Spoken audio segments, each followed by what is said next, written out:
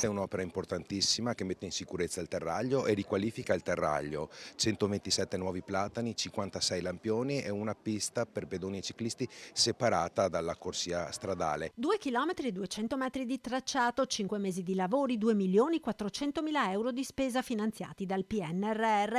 È finalmente percorribile la pista ciclopedonale che lungo il terraglio collega il centro di Mogliano alla frazione di Marocco, dove si collega alla Gemella realizzata dal Comune di Venezia.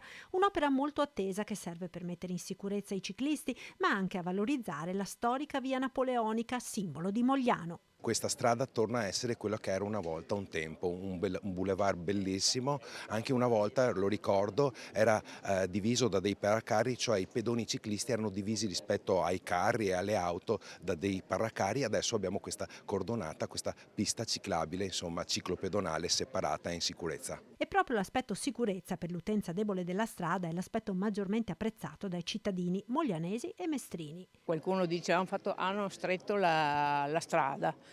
Bene, così non sorpassano più se hanno poco spazio.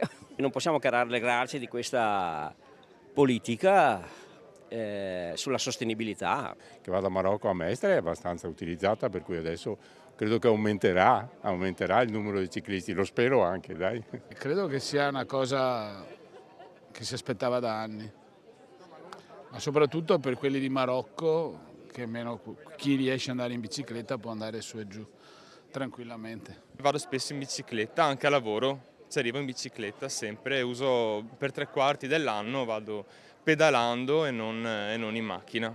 Ne abbiamo bisogno per tutti quanti perché la bici è uno strumento importante e nel caso della disabilità motoria o un neurodiversità è anche uno strumento di inclusione e di incentivo alle autonomie. Il grosso del percorso è sul lato ovest del terraglio, lato dove è stato messo in sicurezza per i pedoni anche il tratto di strada verso il centro di Mogliano, con un percorso pedonale e 3 attraversamenti.